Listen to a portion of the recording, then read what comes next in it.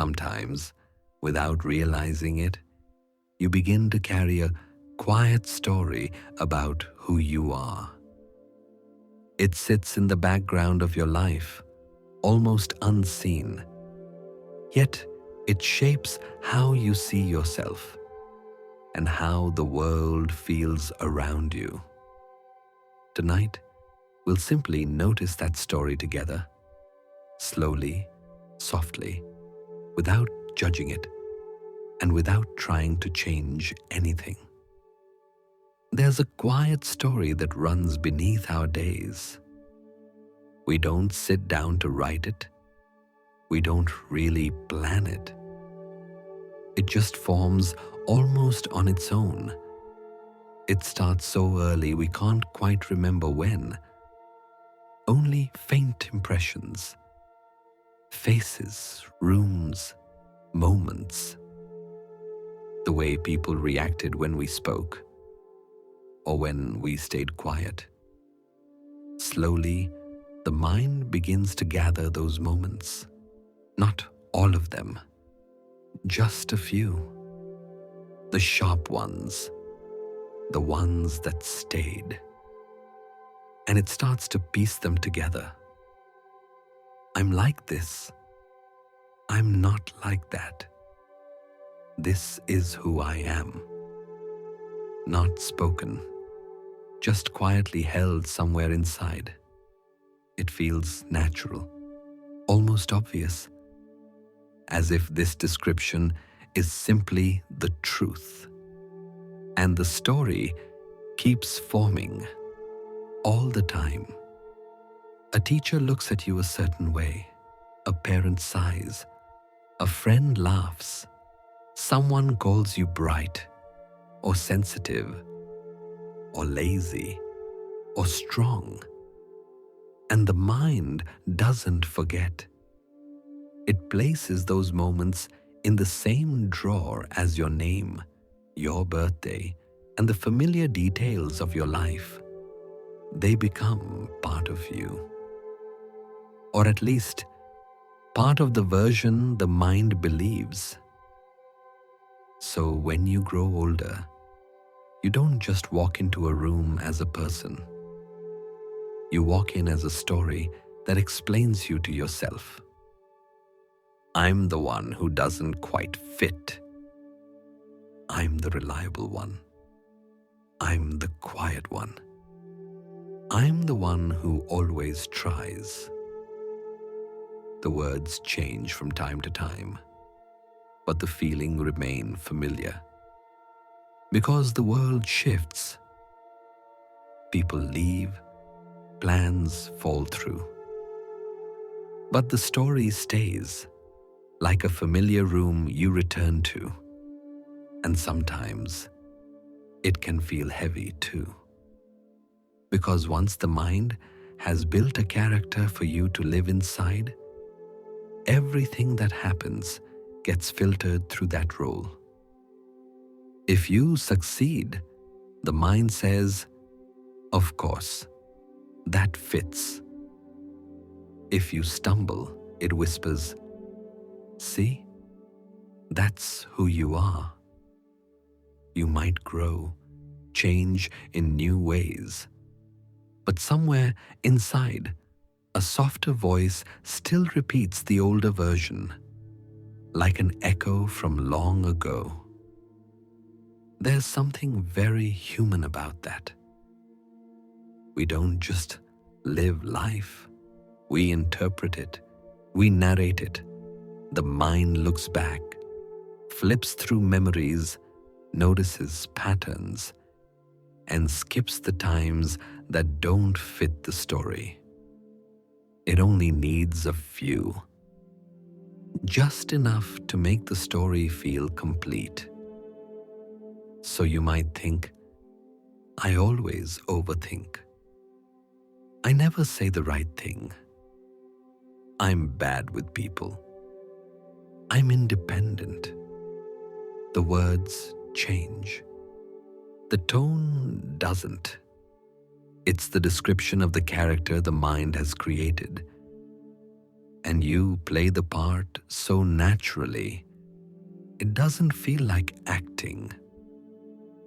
Even when you're alone, the story continues. The mind keeps writing without asking, as if there were no other way to see it. And yet, if you look closely, you might notice small gaps in the story, moments that don't quite match. The quiet one who lights up with the right friend, the strong one who breaks down behind a closed door, the messy one who quietly holds everyone together. The story doesn't always make space for all of that. It prefers simplicity, clear lines, neat patterns. But life isn't neat, and people aren't either. Still, the mind tries, because it feels safer to think you know who you are than to feel unsure. So the narrative continues. Sometimes you find yourself living up to the description. If the story says you're dependable, you keep showing up even when you're tired. If it says you're difficult, you apologize for simply existing. Not as a performance, just because the story feels familiar. There are quieter lines too, ones rarely spoken. I'm easy to forget. I'm only liked when I perform. I'm safer when I stay small. I'm valued when I help. They don't shout, they just hum in the background. It isn't only about personality, it's about worth, belonging, safety. And it can be so quiet you barely notice you're carrying it until something touches it. A compliment, a success, a small kindness, or a criticism that lands deeper than you expected. The reaction can feel big, because now it isn't just the moment. It's the story being questioned. Who am I if this part doesn't fit? There's tenderness in that question, because beneath the roles, beneath the beliefs, there is simply a person trying to make sense of being here, trying to hold together a thread of self in a world that keeps moving. The mind builds the story to keep things continuous. It gathers habits, preferences, opinions, fears, hopes, and weaves them into something solid. But if you look closely, the edges blur. You're not exactly the same person with everyone, or in every season. You shift a little, quietly, sometimes softer, sometimes lighter, sometimes more open. The story tries to keep up. Sometimes it changes. Sometimes it holds on. And in the middle of it all, there is awareness, just simple noticing. The part of you that hears the thoughts, feels the feelings, watches the reactions, without being limited to them. It has no name, no role, no label. It's just here, present, watching the story unfold like pages turning in a book, noticing the pride, the self-criticism, the longing, the confusion, all of it passing through. And maybe there's a quiet truth beneath all of it, that you are not only the character in the story, you are also the space the story appears in, the awareness behind the words, behind the labels, behind the explanations of what you're like. Sometimes that awareness is forgotten because the story is loud and familiar. But even then, it remains still, patient, watching childhood, adolescence, adulthood, watching roles shift, beliefs soften or harden or fade. It doesn't argue. It doesn't correct. It simply notices. And in that noticing, there can be a small ease, not the kind that fixes anything, just the kind that allows everything to be as it is.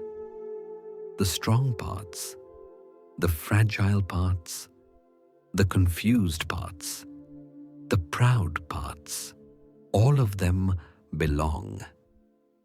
They were written for reasons that once made sense. And maybe late at night, when the world is quiet, you can feel, just for a moment, that you are more than the words used to describe you. Not better, not worse, just wider, deeper, more spacious than the story allows. The mind will keep writing. The story will continue. But beneath it, there is a softer place where nothing needs proving, nothing needs defining, just a quiet sense of being here, alive, aware, human. And maybe that is enough for tonight. Nothing to fix, nothing to solve. Just the gentle sense that the story is still unfolding, and the part of you that notices is already whole.